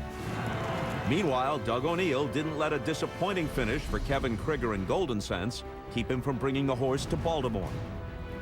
Departing grew up on the same farm as Orb, but his handlers held him out of the Derby to prepare for this race. There's also a trio trained by Wayne Lukas, who's looking for a record 14th Triple Crown victory. All of them will soon take their place in the gate alongside Orb. Can the favorite validate the odds? We're about to find out. Here at the cupola, the Woodlawn Vase, known as the most valuable trophy in all of sports. It goes to the winning owners. It's been overcast here at Pimlico all day, but in many quarters, hopes burn bright that Orb can become the 13th horse since 1978, when a firm last won the Triple Crown, to move to the verge of that achievement and go on to the Belmont with the Kentucky Derby and the Preakness in hand. Orb right now listed as the 3-5 favorite as we go back to Tom. All right, Bob, let's check those odds. Orb at 3-5 would be the heaviest Preakness favorite since Big Brown was 1-5 in 2008. Golden Sense is the second choice at 9-1, and you see all the way down to Governor Charlie 9-1, and It's My Lucky Day actually is the second choice at 8-1. But 3-5 on Orb, the heaviest favorite since Big Brown. How's he looked in the warm-up? Oh, he looks great. He came over with a little perk in his step, which I always like to see as a rider, but I almost always wanted my horse to relax, and it looks like Orb, even though his ears are pricked and he looks alert, he is relaxed. This is going to be a little bit of a different scenario for Joel Rosario, because Orb this time has the big bullseye on his back. He has the target. We've heard from the other jockeys, some of them and the trainers, who pin their hopes on keeping Orb pinned down on the inside and denying him clear racing work. Yeah, Suge telling us the other day he's never been in that situation down inside other horses. There's his old buddy from their days at Claiborne Farm, Departing. And we saw Departing a little antsy when they were saddling him in the infield. Orb fans are hoping that perhaps Departing saw his old buddy Orb and said, wait a second, I've run against him before in the field and couldn't beat him. His jockey Brian Hernandez is light on experience, but he did win the Breeders' Cup Classic last year, America's richest race, so he's probably prepared for a moment like this. And Bob Baffert's horse, Governor Charlie. Governor Charlie looked a little bit on the muscle in the post-parade as they came by the grandstand. And he is the key to the pace. Even though Golden Sense will be on the lead, Krieger on Golden Sense will go as slow as he can, and he will be prompted by the horse next to him. So it's probably Governor Charlie and Martin Garcia who decide how fast to push Golden Sense early. And pace will obviously be important for a come-from-behinder like Orb. Keep in mind when you watch the race and see the fractions go up, this racing surface at Pimlico is very slow. Any pace that goes the half mile in the 46 range or the first 6 furlongs in the 111s is a really quick pace on this racing surface.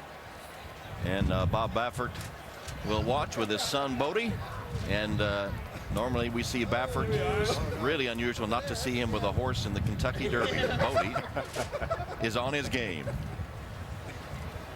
And meanwhile, Orb continues to warm up, and his trainer Suge McGee is with Bob Newmeyer. Suge, last minute thoughts. Excited to be here, Bob. You know, looked like everything went well. He paddocked well, saddled well. You know, it's been since 1989, so I'm thrilled to be here and thrilled to be in this position. Best of luck. Thank you very much. Tom Hammond. All right, so Suge, who is so emotional after the Kentucky Derby, native of Lexington, Kentucky, and winning the Kentucky Derby, the highlight of a Hall of Fame career. Now, if he can add the Preakness, the hype would really begin. It had been 11 years since Suge had run a horse in the Kentucky Derby. It's been 24 years now since he's run a horse in the Preakness Stakes, but he has the horse. And he told us that that defeat by Easy Gore to Sunday Silence in 1989 was the one he thought of most of all. It was a head-and-head duel that he lost to Sunday Silence. His wife Allison over his left shoulder. So Orb is into the gate, and Golden Sense approaches. I guess what to watch for early is to see if Orb wiggles out and is able to get a clear run down the backside to show what he showed in the Kentucky Derby and how quick the pace is. Doug O'Neill looking for back-to-back victories. There's Titletown 5 going in, and will take charge. Suge watches, so does Al Stahl, the trainer of Departing. And for the call of the Preakness Stakes now, let's go to Larry Colmus. All right, thank you very much, Tom. And they are loading here for the Preakness. Departing, about to take stall 4 here into the starting gate. Here's Governor Charlie into line, and It's My Lucky Day will be the last of 9 to load. Still at 3-5 is Orb standing in stall 1 as It's My Lucky Day goes all into the line. We're ready for the start. They're off in the Preakness. And Orb had a good start from the inside. Golden Sense is going to go out and take the lead. Titletown 5, Oxbow to the outside. And then It's My Lucky Day in Departing, and Orb is down on the rail just to the inside of Will Take Charge.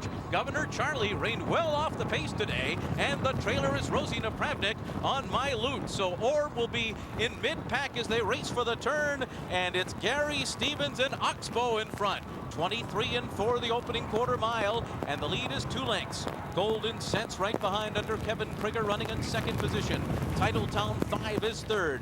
4.5 lengths off the lead. Then to the outside comes It's My Lucky Day. Orb is on the rail. He's kept to the inside right now by Departing, who's right alongside of him. And Joel Rosario now finds room in between horses and now gets Orb to the outside and up into third position as Oxbow continues to lead the way through a 48 3/2 miles. So it's been a sensible, easy pace for Gary Stevens and Oxbow. And that means Orb will be close, and he's in between horses, and he's going to get shuffled back a little bit there. He lost position. Titletown 5 is now second on the rail. Golden Sense is in third, and now Orb's going to have to find a way through. He had some running room, and now suddenly Orb is losing ground to the leaders. Orb has dropped back to 6th on the inside. Around the far turn, it is Oxbow still on the lead. Golden Sense, It's My Lucky Day, is third to the outside. Here comes My Loot with a wide run. Departing is on the rail. Orb is put to an all-out drive. He's not going to get there today. They're into the stretch, and it's Oxbow. Oxbow a furlong to run. It's My Lucky Day on the outside, trying to close the gap. My Loot on the far outside. Oxbow down to the 16th pole in front. It's My Lucky Day to the outside. Tries to catch him late, but it's Oxbow and Gary Stevens to win the Preakness in an upset over It's My Lucky Day. My Loot was third, and Orb ends up fourth. The final time 1:57.2. Gary Stevens did it on Oxbow.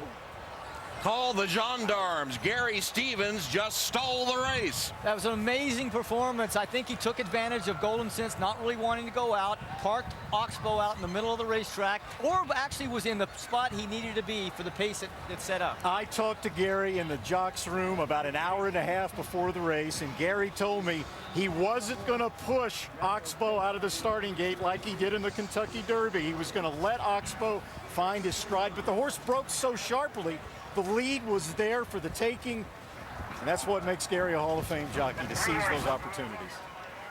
Gary Stevens going to the front and never relinquishing the lead to win the Preakness on Oxbow, giving trainer Wayne Lukas his 6th Preakness victory, moving him clearly into 2nd place on the all-time Preakness standings. And the first wire-to-wire winner since Aloma's ruler back in 1982. Gary Stevens did it.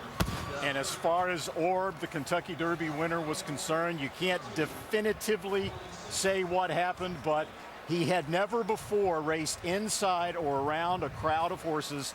That was not his comfort level, and he was in that spot from start to finish and didn't seem to like it. You know, never been quite this close at this point in a race in his life. Only 2.5 to 3 lengths behind the leader, Oxbow. No trouble in terms of traffic, but he's closer. He doesn't seem like he's in his normal stride. I believe he was probably in the proper place he would be.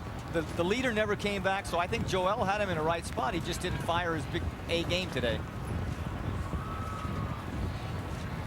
And heading home, Gary Stevens.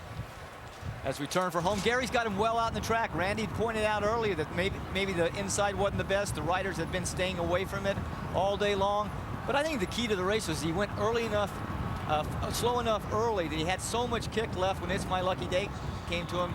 You can never count Wayne Lukas out, and certainly Gary did a great job. And there's Rosie Napravnik on the outside with My Loot, a nice rally to finish 3rd. So at 15-1, Oxbow wins it after he and Lukas teamed up with a 24-1 in the race previous, the Dixie Stakes. Gary is with Donna. Gary Stevens proving once again why you're already in the Hall of Fame. This has got to be amazing to you. Your 3rd Preakness win, but your last one was quite a while ago, 12 years ago, 7-year retirement in between. Just talk to me about what this means to you. It's so special. Wayne, he supported me, put me on my first Triple Crown winner. A lot of people were trying to get me off, and he was the first guy who called me up in January. So I'm going to have a colt for you. His name's Oxbow. Here we stand. Been a terrific race in the Derby, and we were kind of flying under the radar after the Derby. Didn't get a lot of respect, even with the great performance. I came back and breezed him on Monday, and what you see right now is exactly how he acted in his workout. We went just a nice, easy workout. His mind was right, and we came in here with a lot of confidence, but when I hit the half-mile pole, I told myself, are you kidding me? Is this happening? The race was over at the So at the half-mile pole, you knew I can win it from here. I just said, I just walked the dog to the half-mile pole. 3/8 pole, I hit it. I said, pretend you're working him home in 36 seconds, and that's going to be good enough to win, and it was. What about getting the 6th Preakness win for the coach, Wayne Lukas? He's not my dad. Dad, I love you. Wayne is like a brother, a coach, a father figure to me when my dad's not around, and it's pretty cool. Gary, you were on the lead pretty much the whole way. Were you thinking through the stretch, Orb has to come running? I was running when I hit the lane. I thought that they would come and challenging. I didn't expect to go to the lead. This horse was so right today. He pulled me to the lead. He was happy. His ears were up telling me he was content. And he exploded coming off the turn. Staggered home a little bit the last 16th, but we had enough of a lead. It reminded me a lot of Winning Colors in the '88 Derby. Well done. Thanks. Back to you, Tom. All right, Donna, who would have guessed as Gary was sitting up here with us in the broadcast booth, it boggles the mind to think that he would return to the track and win the Preakness on a 15-to-1 shot. Wow, oh wow. Gary Stevens and Wayne Lukas. Let's go to Mike Battaglia. All right, Tom, with Wayne Lukas. And Wayne, Gary Stevens just said that you were a father figure to him. What does this win, your 6th win in the Preakness, mean to you? Well, I'm happier for Gary, and I'm just so happy for Mr. Kelly. You know, he's invested. He's trying to revitalize Calumet. Now Calumet is back in a classic race, and it's just very gratifying. And Wayne, how do you keep pulling off these big upsets? Well, I was saying earlier, you know, I have dear friends in Suge and the Jannies and the Phippses and everything, but I was telling one of your colleagues earlier, I get paid to spoil dreams. And, and so, unfortunately, we go over here and you can't mail them in. It's a different surface and a different time, and you gotta line them up and win them. Did you tell Gary to go to the lead? Did he go to the lead on his own? I told Gary that he knew the horse a lot better now to go ahead and ride him. I said, you might find yourself up there. If you do, just get in a high cruising speed and let it happen. And it worked. Thanks, Wayne. Let's go to Bob Newmeyer. Suge McGee and Orb, as you watched the race unfold, what did you see? Well, I thought we were laying in a good position, and you know, the pace was slower than I really anticipated, and you know, the 2 horses were up there that I thought. You know, he said he kind of took him down the inside there, and just really never was real comfortable. You know, once he got down in there, it was just sort of even from there. You know, it's a game of highs and lows, Suge. You've had great highs with the Derby, and now this. How disappointing is this for you, sir? Well, I'm disappointed. I'll be more disappointed probably tomorrow than I am right now. But you know, I know the game, and you know, it is highs and lows, and probably more lows than highs. But you know, we had a great run 2 weeks ago, and you know, my hat's off to Wayne to win his 6th Preakness, and you know, that's a pretty remarkable record. Thank you. Yeah, thank you. Kenny Rice. All right, thanks, Bob. I'm with Joel Rosario. So many things have been going right for him. You came in here with Orb today. Tell me about your ride. You know, he was fine. I thought, you know, they're going slow and throwing. I thought I was going to be fine. He just took me there on his own. He did everything right. And look like when after I passed a half a mile, he really have a hard time to really keep going. So then I leave it alone there. And he was really construed, but you know, they go get my position on the outside, and he. You look like, Joel, you got shuffled back a little bit. Did that change momentum or anything for you? It's kind of a little bit, you know. No, I don't think, you know, that much different, you know. And he, like I said, when I passed a half a mile, he was, you know, he was like, I kind of worried a little bit about it, you know what I mean? And, you know, that was the whole point. He just kind of steadied after that. All right, Joel, thank you for your time. Thank you. Let's go to Tom Hammond. All right, Kenny, so here are the payoffs. Oxbow, the 5th longest shot in a century to win the Preakness, paying $32.80. It's My Lucky Day 2nd, My Loot and Rosie were 3rd. The Exacta paying $301, the Trifecta $1,000 for a dollar bet, and the Dollar Super worth $1,800.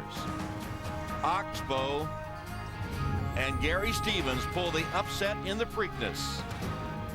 And once again, there will be no Triple Crown winner as Oxbow, Wayne Lukas, and Calumet Farm take the Son of Awesome again to victory in the 138th Preakness. Way to go, Wayne.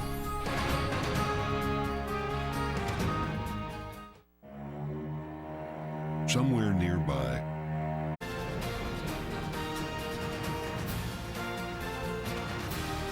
aerial coverage provided by Goodyear, the odds-on favorite for superior performance. Goodyear, more driven. And we're back at Pimlico, where Heavily favored Orb could manage only fourth. The Derby winner, the winner of the Preakness Oxbow under Gary Stevens at 50 years of age. And let's go back and review how they got to the winner's circle. Well, it doesn't look all that difficult. Gary Stevens breaking with number 6 Oxbow, the gray horse, white bridle, center screen, Orb, and Joel Rosario, his usual spot back toward the back. But Gary easy to lead with absolutely no resistance at all from Golden Sense, which has got to make Stevens very happy right here. And even Joel Rosario probably was happy where he was. He moves off the rail a little bit in about the 3 path. You know, no more than about 6 lengths off the lead at this time, and because they're going fairly slow on the front end, Joel's got to be happy with his position. Not a strongest path between horses, not really crowded, but on the inside of departing. But as they go down the backside, that is where Orb starts to retreat. Oxbow is still on an easy lead. Gary Stevens probably giving him a little bit of a breather right here with nobody else challenging him. Even It's My Lucky Day doesn't go up and challenge him quite yet, but Orb is retreating right here. Nothing, you know, significant about it. No, didn't get shut off, didn't get pushed around. He's just not running the same race he did in the Kentucky Derby. And you see he's not being steadied by Joel Rosario. He has a lane to run in, and that's my Luke to his outside, number 5, who's just swooping right past him. Gary Stevens, again, as he said, he had a smile on his face, was just trying to go even 12s, going 36 seconds to the finish line, which means in jockey lingo, if the horse is going in a rhythm, don't change it. Now here he gets into him. I'm sure Gary's pretty excited right here. I know I would be if I was him, but he's also pretty confident that nobody's going to run him down because Oxbow is full of run at this point. There's nothing more powerful in American horse racing on dirt than a horse loose on an easy early lead, and that's exactly how Oxbow And you mentioned earlier, if they go 111, it's probably too fast. They went 113, which is 10 lengths slower. That opposite of too fast. They went too slow up front for everybody coming from behind. Oxbow 6th in the Derby with his daughter Madison, Maddie, handing her back to his wife Angie. And Oxbow 6th in the Kentucky Derby to win the Preakness. The same thing looking at Lucky did in 2010 on his way to a 3-year-old championship. So Oxbow, It's My Lucky Day 2nd, My Luke was 3rd, Orb was 4th. Then Golden Sense departing will take charge. Governor Charlie and Titletown 5 was the trailer, beaten over 47 lengths. Oxbow is the surprise winner of the Preakness Stakes. Gary Stevens lulled them all to sleep, went to the front, and got home to win the Preakness Stakes, making Dwayne Lukas the 2nd winningest Preakness trainer ever.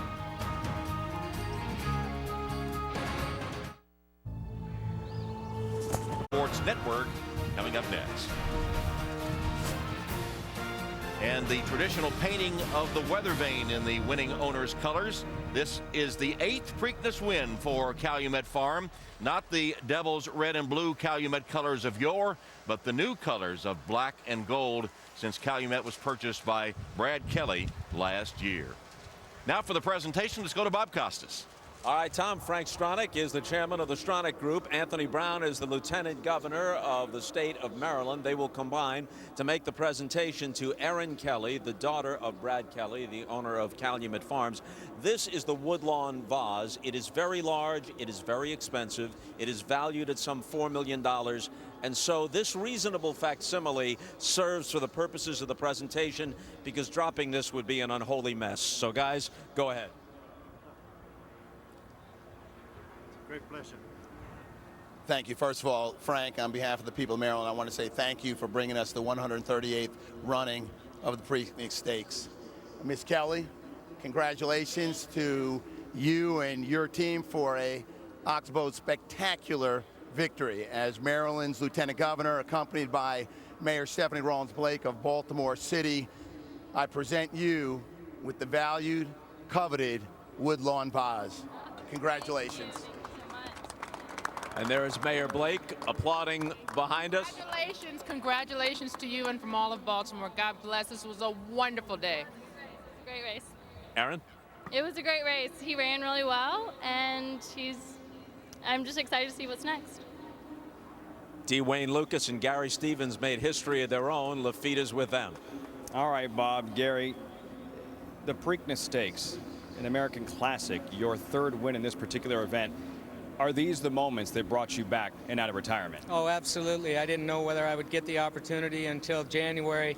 Shortly after my comeback, Wayne called me up, said that he had a couple of colts he thought I'd be interested in. Here we stand on the podium right now, and yes, this is obviously the reason that I came back is for classic wins, and it's because of this guy that I stand here today. At what point did Oxbow give you an indication that he was sitting on this kind of race? Last Monday, I gave him a workout, and it wasn't a fast workout, but it was the first time I'd been on his back where he listened to my orders, and his mindset was great. Wayne had told me he'd had a great week leading up to it, and he's had even a better week since that workout. Wayne Lukas, your 6th win in a Preakness Stakes.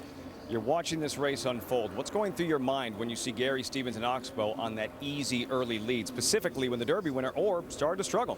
Well, first of all, we got a Hall of Fame ride, and that was not unusual. I thought that good was there. I thought Gary had that one in him.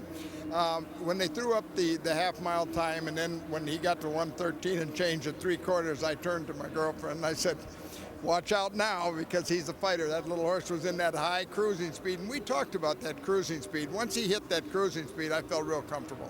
Congratulations, Wayne. Perhaps we'll see you in New York. Bob? All right, Lafitte, well, it's been 35 years now since affirmed in 1978. We will have to wait at least one more year for a Triple Crown winner, but that's not to say that something significant didn't happen here today. Gary Stevens now has 3 Triple Crown wins, actually 9 total Triple Crown wins, 3 in each leg. 3 Derbies, 3 Preakness, 3 Belmonts to his credit, and at age 50, this has to be one of the sweetest, winning aboard Oxbow in the Preakness, and for D. Wayne Lukas, career win in a Triple Crown event, number 14. So he etches his name into the history books as well. Back to you, Tom.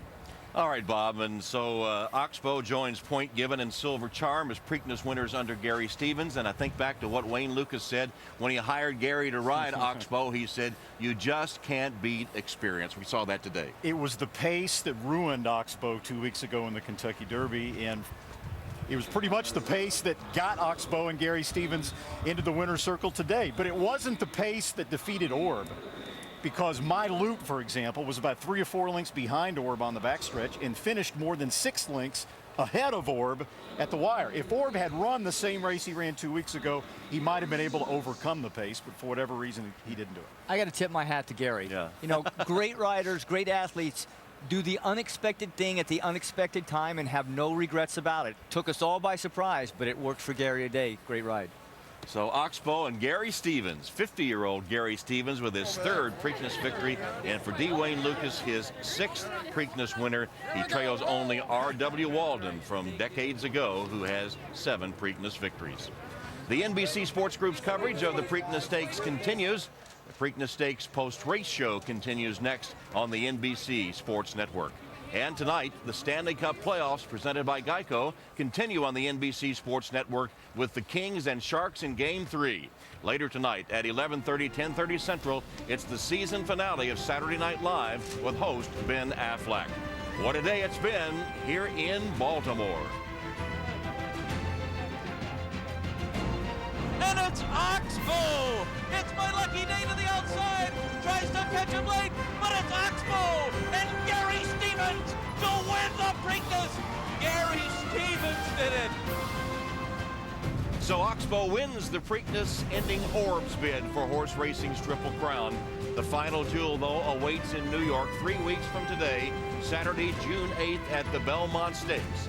So for our entire NBC crew, Tom Hammond saying so long from Pimlico Racecourse, where Oxbow is your Preakness Stakes champion, and there will be no Triple Crown once again this year. 8 championships, 1 destination. This is NBC Sports Championship season.